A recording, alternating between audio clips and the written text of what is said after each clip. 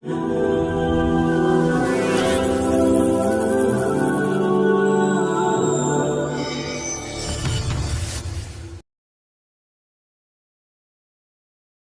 muslim, kematian sedang mengejarmu. Ada satu fenomena teman-teman sekalian yang kita semua bisa lihat di depan mata kita, yaitu masalah kematian. Risalah ini akan kami sampaikan kepada orang yang sehat dan sakit, orang yang kaya dan juga miskin, para pemimpin dan masyarakat, orang cerdas dan juga orang yang bodoh, laki-laki dan perempuan, anak kecil ataupun orang dewasa. Ingatlah saudaraku, kita akan mengakhiri kehidupan dunia ini.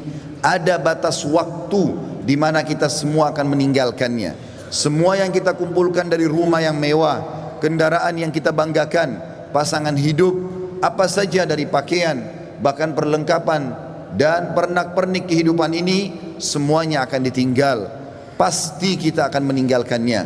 Nabi SAW bersabda dalam sebuah hadis yang sahih, kalau anak Adam meninggal dunia, akan ikut bersamanya ke kuburan tiga, keluarganya, hartanya dan amalnya, serta akan pulang dua, keluarganya akan pulang. Secinta-cintanya seorang istri pada suaminya, pasti dia tidak akan pernah menginap di kuburan itu, dia akan pulang. Cinta-cintanya seorang suami pada istrinya juga tidak akan tinggal menemani istrinya di kuburan. Orang tua dengan anak, teman dengan temannya, bawahan dengan atasannya, semuanya akan meninggalkan kuburan tersebut. Begitu juga dengan harta, mobil semewah apapun hanya diparkir di pagar kuburan. Setelah itu akan dibawa pulang menjadi warisan. Yang tinggal bersama kita hanya satu, amal kita, yang selama ini selalu kita lalaikan. Mikrofon masjid dengan keras, panggilan dari Allah, hayya 'alas shalah, hayya 'alal falah, ayo salat, ayo menuju kepada kemenangan, kita lalaikan. Orang miskin yang mengetuk-ngetuk kaca mobil, di sebelah rumah orang miskin tidak makan, mengulurkan tangannya, lalu syaitan membisikkan kuping kita mengatakan orang itu masih muda, masih kuat, lalu kita mengiyakan syaitan sehingga kita tidak mengeluarkan sedekah tersebut. Al-Quran hanya menjadi hiasan, berbangga-bangga dengan kertasnya, dengan sampulnya yang bagus, penerbitnya yang dikenal, atau yang bestseller yang dijual di pasar-pasar. Bukan lagi berfungsi sebagai ayat-ayat Allah, peringatan yang harus dibaca dan jadi prinsip hidup, hanya menjadi sebuah kenangan saja. Begitu juga dengan orang tua yang dilupakan, hanya kena jabatan yang sudah naik, harta yang sudah mulai melimpah, memiliki pasangan yang cantik, anak-anak yang banyak, sehingga orang tua di kampung halaman dilupakan. Telepon pun hanya setahun sekali.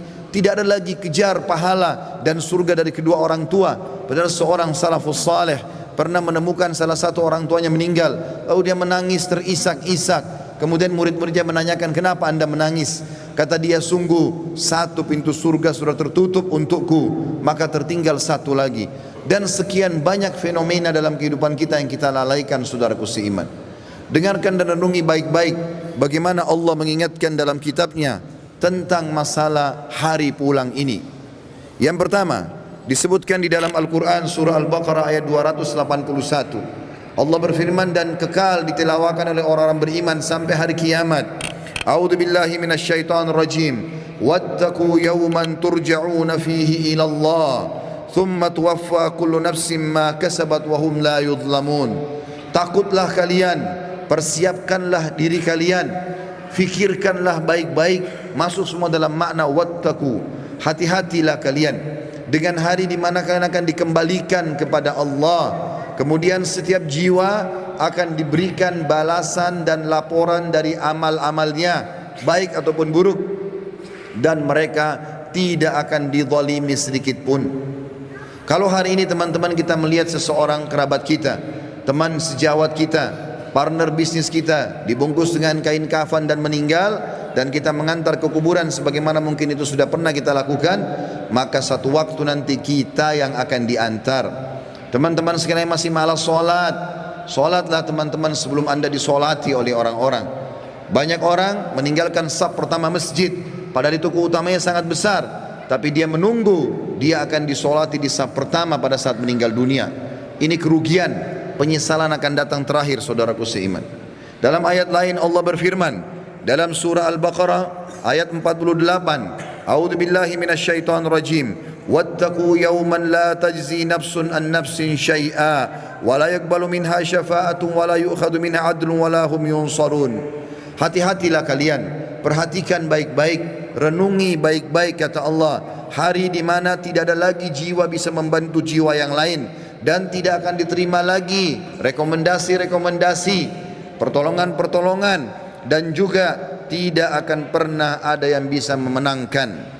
Di dalam ayat yang lain juga Allah mengingatkan surah Luqman, surah nomor 31 dalam Al-Quran ayat 33. A'udzu billahi minasyaitonir rajim. Ya ayyuhan nas ittaqu rabbakum wakhshaw yawman la yajzi walidun an waladihi wala mauludun huwa jazin an walidihi syai'a. Inna wa'dallahi haqqun fala taghurrannakumul hayatud dunya wala yaghurrannakum billahil garur. Artinya, hai sekalian manusia, wahai manusia, Allah panggil, dan saya ingatkan lagi di atas mimbar ini, Allah memanggil semua kita tanpa mengenal sukunya, bangsanya, jabatannya, status sosialnya, ataupun laki-laki dan perempuan, muda ataupun tua.